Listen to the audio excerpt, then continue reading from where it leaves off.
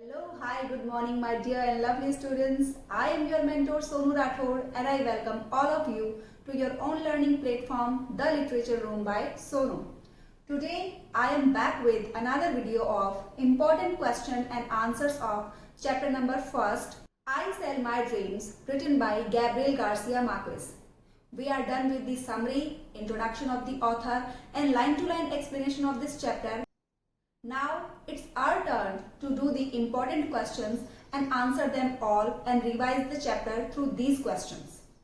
These questions are very important from exam point of view, so don't miss this video and try to answer these questions with me so that the chapter can be revised in your mind. So let's start. First question है, where was the narrator having breakfast when the huge wave struck? में ये कहना चाहते हैं कि इस chapter का जो नरेटर है मतलब गैब्रियल गार्सिया मार्क्वेज जो है वो कहां पर ब्रेकफास्ट कर रहे थे जब वो बड़ी सी वेव ओशन से उठी थी, उसने होटल को स्ट्रक किया था, तब वो कहां पर अपना ब्रेकफास्ट एंजॉय कर रहे थे। तो चैप्टर के स्टार्टिंग में ही हमें मेंशन किया था कि the narrator was sitting at the terrace of Havana Riviera hotel in Cuba.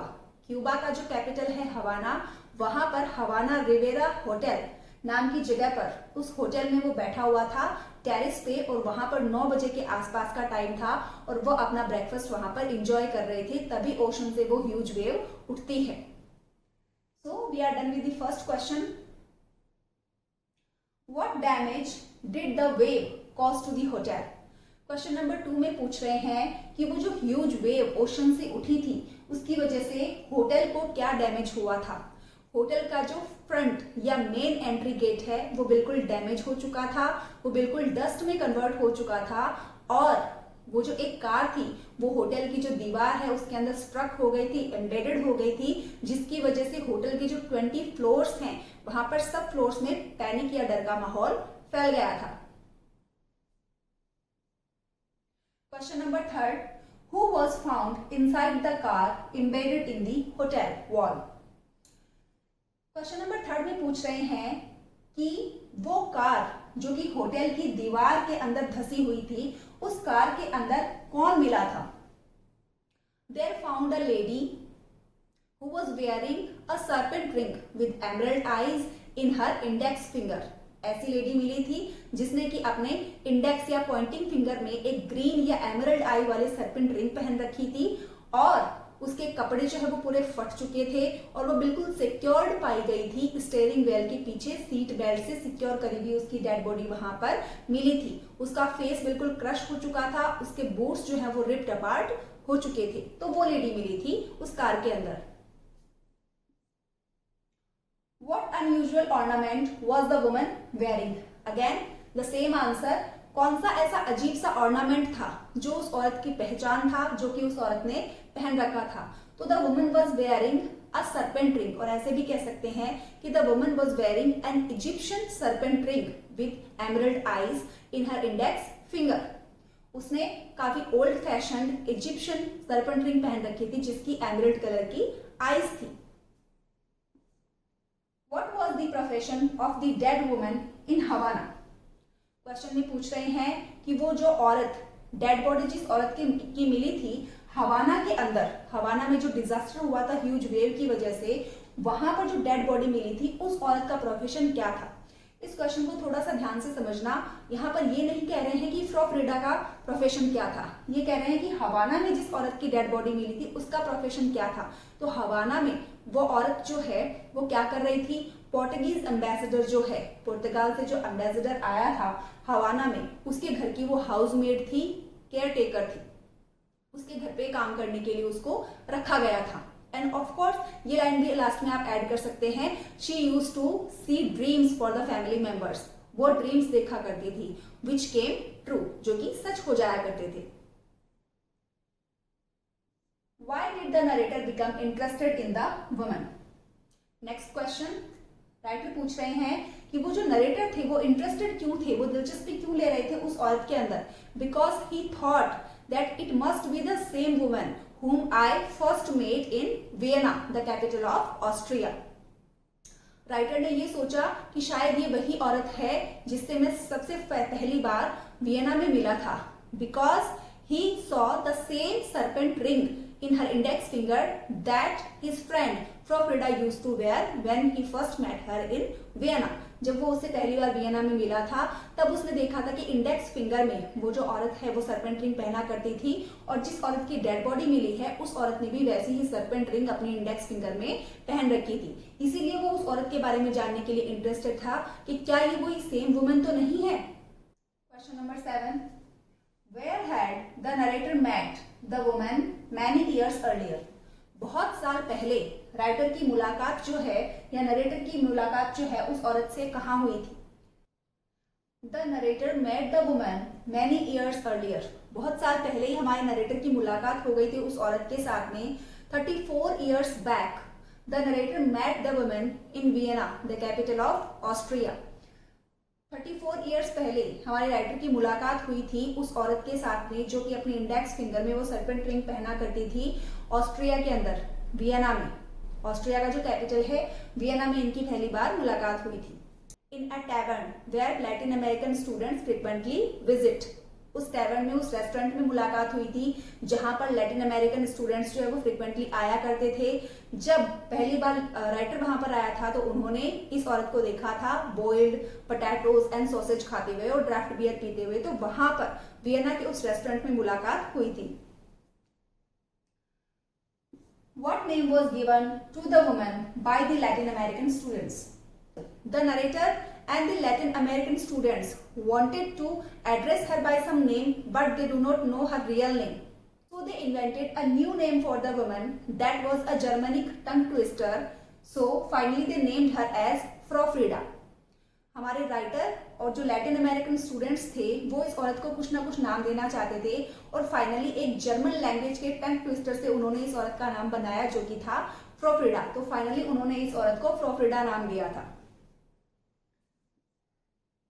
What did the woman mean by saying I sell my dreams? वो औरत जब ये कहती है कि मैं अपने सपने बेचती हूँ तो इस बात से आप क्या समझते हैं? Did she really sell her dreams? ये बिल्कुल ठीक बात है। वो जो औरत थी वो वाकई में अपने सपने बेचा करती थी। She has an extraordinary talent of seeing future in her dreams. जो कुछ भी वो अपने ड्रीम्स में देखा करती थी वो रियल बन जाता था, वो रियलिटी होती थी और इस तरीके से वो ड्रीम देख देख करके काफी पैसे कमाती है और लोगों को अपने ड्रीम्स के बारे में बताती है। तो इस तरीके से वो ड्रीम्स बेच करके अपना एक फॉर्चून क्रिएट कर लेती है, अपने लिए काफी वेल्थ अक्वायर कर लेती है। तो इसीलिए वो कहती है कि I sell my dreams. How did the mother react to her dream regarding her brother? ये जो और मदर ने कैसे रिएक्ट किया था जब इसने अपने भाई के बारे में जो भी ड्रीम देखा था वो उनको बताया था। तो उसकी मदर काफी बिलीव करने लगी उसकी बातों को, क्योंकि वो religiously superstitious kind of lady थी, काफी अंधविश्वासी औरत थी और उसको जो कुछ भी उसने बताया उन सारी बातों पे बिलीव कर लिया और उसने एक आयरन हैंड से, मतलब स्ट्रिक्ट बिहेवियर के साथ में उस वार्निंग को अपने 5 साल के बेटे पे लागू किया कि उसको रेवाइन में तैरने के लिए नहीं जाना है। तो वो बड़े रिलीजियसली उस फैक्ट को एक्सेप्ट करती है और अपने बच्चे को रोकती है रेवाइन में जाने से। What tragic event proved the woman's dream true? How the woman saw a dream regarding her brother that he would be drowned by some flood. ये बाढ़ में बह जाएगा ऐसा उसने सपने में देखा था। इसका कहने का ये मतलब था, इस ड्रीम का जो एक्चुअल मीनिंग था वो ये था कि उसको स्वीट्स नहीं खानी है, दम घुटने की वजह से उसकी डेथ हो जाएगी। और फाइनली ऐसा ही हुआ। मदर जो है वो काफी केयरफुली उसको सुपरवाइज कर रही थी, लेकिन जैसे ही एक उसका ध्यान हटता है तो वो बच्चा कैरेमल का एक पीस खा लेता है और वो उसके गले में अटक जाता है, चोक हो जाता है और फाइनली वो लड़का जो उसका भाई है वो मर जाता है। तो इस तरीके से फ्रोफ्रिडा का पहला ड्रीम यहाँ पे सही साबित होता है। Why did the woman move to Vienna? वो जो वुमेन थी जिसने अपने इंडेक्स फोर फिंगर में सर्पेंट रिंग पहना हुआ था वो वियना में क्यों शिफ्ट हो गई थी? She was the native of Colombia, but she shifted to Vienna to learn music and voice. उसने बताया था कि during the years of war के टाइम पे when she was a little big than a child, एक छोटी बच्ची से थोड़ी सी बड़ी थी ये, then she shifted to Vienna to learn voice and music. तब वहां पर वो और गाना सीखने के लिए वियना में शिफ्ट हो जाती है। Question number 13, how did the woman earn a living later in her life? वो जो औरत थी उसने बाद में अपनी जिंदगी में पैसा कमाना कैसे स्टार्ट किया? She acknowledges her ability to predict future and during a cruel Viennese winter, she went out from her home. She went from door to door to ask for a job. And at first house where she wanted to live, she was asked what she can do. Then she simply replied to the lady of the house that she dreams. उस औरत ने अपने life में पैसे कमाना कैसे start किया? सबसे पहले उसने इस बात को पहचाना कि मेरे अंदर ये टैलेंट है कि मैं जो भी ड्रीम देखती हूँ वो सच हो जाता है। तो फिर एक बार क्या हुआ, वियना के अंदर काफी भयानक सर्दियों का मौसम आया, तब काफी स्नोफॉल हो रहा था, ये सब अपन ने चैप्टर में पढ़ा है।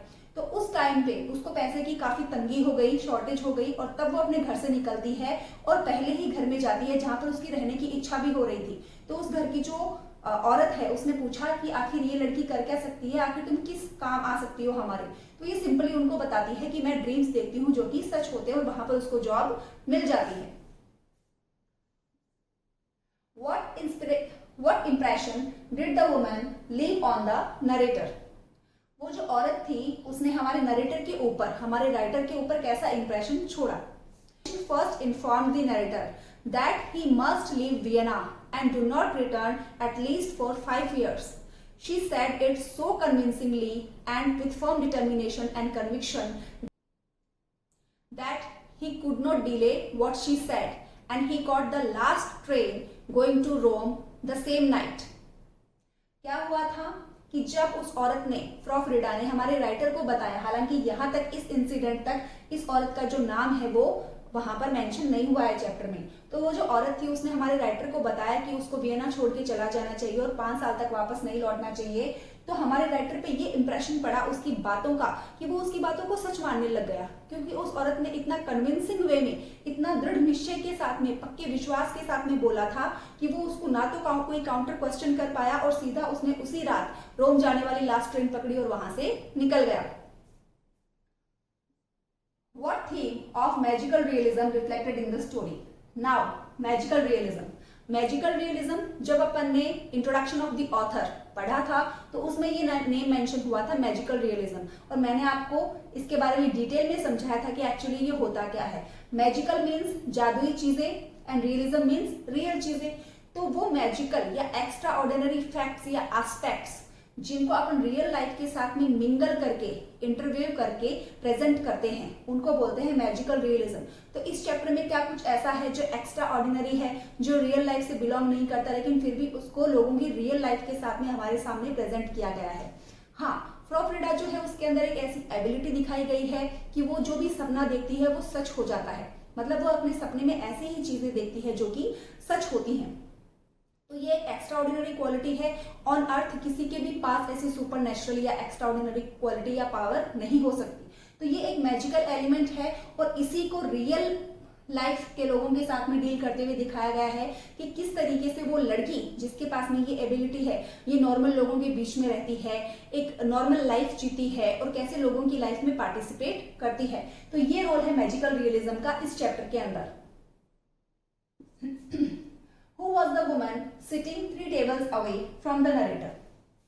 जब नरेटर बार्सिलोना में थे और पैब्लो नेरुडा के साथ में डिनर कर रहे थे, लंच कर रहे थे, तब पैब्लो नेरुडा के पीछे 3 टेबल दूर एक औरत बैठी हुई थी और पैब्लो नेरुडा ने लॉबस्टर्स के जो एंटीना थे उनसे इशारा करते हुए कहा था कि someone is sitting behind me and और she is not stopping looking at me. तब हमारे राइटर ने ओवर ही शोल्डर, उसके कंधों से ऊपर होते हुए देखा, तब वो जो औरत थी उसको वो फ्रॉ फ्रीडा के तौर पे पहचान गए, क्योंकि उसने वही सर्पेंट रिंग अपने इंडेक्स फिंगर में पहन रखी थी। तो वहां पर वो उस औरत को पहचान जाते हैं और जान जाते हैं कि ये फ्रॉ फ्रीडा है जो 3 टेबल्स दूर हमसे बैठी हुई है। How did the narrator recognize Frau Frieda? The narrator recognized Frau Frida because of his serpent ring that she was wearing on her index finger. Question number 18, from where was Frau Frieda travelling? Frau Frieda कहां से travel कर रही थी? Frau Frieda was travelling from Naples to the same ship on which Pablo Neruda and his wife was travelling to Barcelona. तो ये सीधा Naples से Barcelona आई थी ट्रैवल करके शिप में। Why did the narrator invite Frida to their table? Because the narrator and Pablo Neruda and all other friends were having lunch, and when he noticed that Frida is also sitting there close by, then he invited her to have lunch and coffee with them. Question number 20. What was Neruda's opinion about dreams? नेरूडा के क्या point of views थे, क्या opinions थे, उसके क्या विचार थे dreams के बारे में? From the very beginning, Neruda has cleared this thing that he do not believe in prophetic abilities. He said the only thing that can predict future and that can foretell future, that is only poetry. He said only poetry is clairvoyant. तो ये views थे Pablo नेरूडा के dreams के बारे में। किसी के अंदर भी इस तरीके की एबिलिटी नहीं हो सकती, वो ऐसा मानते थे। उनका ये मानना था कि अगर कोई चीज हमें फ्यूचर के बारे में इंडिकेशन दे सकती है, बता सकती है, तो वो सिर्फ और सिर्फ पोएट्री होती है। पोएट्री के अलावा और किसी में भी ये काबिलियत नहीं है। Where had Frau Frida settled after selling her properties? Frau Frieda के पास में वियना में काफी प्रॉपर्टी उसने एक्वायर कर ली थी उन इनएफेबल पैटर्न्स के ड्रीम्स देख देख करके। तो उस प्रॉपर्टी को सेल आउट करने के बाद में वो कहां पर सेटल डाउन हो गई? Frau Frieda settle down in Portugal at Oporto after selling all his property in Vienna.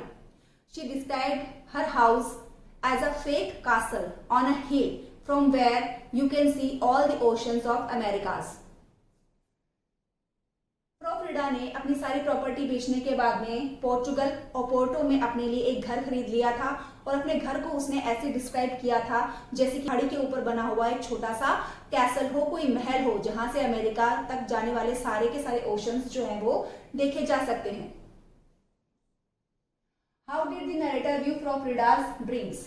हमारे जो नरेटर हैं वो फ्रॉ फ्रीडा के ड्रीम्स को कैसे देखते हैं? The narrator did not believe that Frau Frida's dreams are true. He always believed that her dreams are a stratagem for survival. उसकी जो ड्रीम्स है वो सिर्फ और सिर्फ उसके लिए पैसे कमाने का तरीका है, मीन्स ऑफ अर्निंग लाइवलीहुड है, इसके अलावा उसमें कोई भी सच्चाई नहीं है। What did Frau Frida tell the narrator about Vienna? Frau Frieda ने नरेटर को वियना के बारे में क्या बताया जब वो उनसे बार्सिलोना में मिली थी?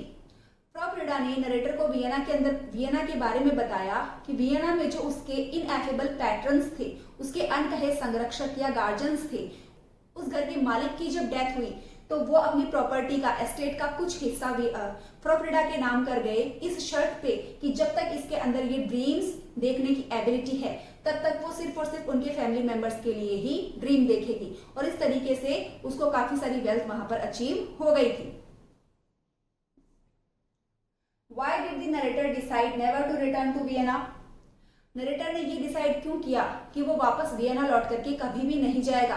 Because with such a conviction and determination, Frau Frida told her Vienna is not a safe place for the narrator at least for 5 years, but he did not return to Vienna for 34 years because he did not wanted to risk his life. तो इसीलिए वो वापस कभी Vienna छोड़कर Vienna में नहीं गया। And after that he started considering himself a survivor of some catastrophe which he never experienced in his life. और उसके बाद में वो अपने आप को एक बहुत बड़ी दुर्घटना से बचा हुआ सर्वाइवर मानने लग गया, वो दुर्घटना जो कि उसने अपनी लाइफ में कभी भी एक्सपीरियंस नहीं करी थी। Question number 25, how long had passed since the narrator first met Frau Frieda? कितना समय बीत गया नरेटर की फ्रॉ फ्रीडा के साथ में पहली मुलाकात को? राइटर की पहली मुलाकात वियना में और दूसरी मुलाकात बार्सिलोना में और तीसरी मुलाकात हवाना में, जब वो डिजास्टर हुआ था ह्यूज वेव की वजह से, जहां पर जो फ्रॉ फ्रीडा है वो अलाइव नहीं मिली थी, उसकी डेड बॉडी मिली थी। तो जब वो डिजास्टर हुआ था तब से 34 इयर्स बैक, 34 साल पहले वो उससे वियना में मिला था सबसे पहली बार। और वियना में जो उसकी फर्स्ट मीटिंग हुई थी उसके 13 इयर्स लेटर, 13 साल बाद में उसके साथ में सेकंड मीटिंग या मुलाकात हुई थी बार्सिलोना में, जो कि एक स्पेन का बहुत बड़ा शहर है। What was special about Neruda's eating habits? नेरूडा की जो खाना खाने की आदतें थी उसमें क्या स्पेशल था? नेरुडा जब भी अपनी प्लेट से खाना खाते थे तो ऑफकोर्स वो अपनी प्लेट से तो खाना खा ही रहे हैं, लेकिन उनकी जो नजरें हैं वो बाकी सबकी प्लेट में घूमती रहती थी और सबकी प्लेट से भी वो थोड़ा थोड़ा खाना टेस्ट किया करते थे, और इसकी वजह से उनकी जो डिजायर टू ईट है वो कंटेजियस हो जाती और ज्यादा फैल जाती थी। और खाना खाते समय वो फ्रेंच पीपल की तरह ही जो कलिनरी डेलिकेसीज होती है, खाना खाने की जो वैरायटी ऑफ डिशेस होती है, उनके बारे में ही डिस्कस किया करते थे। Question number 26, what did Prof. Frida say about connection between dreams and real life?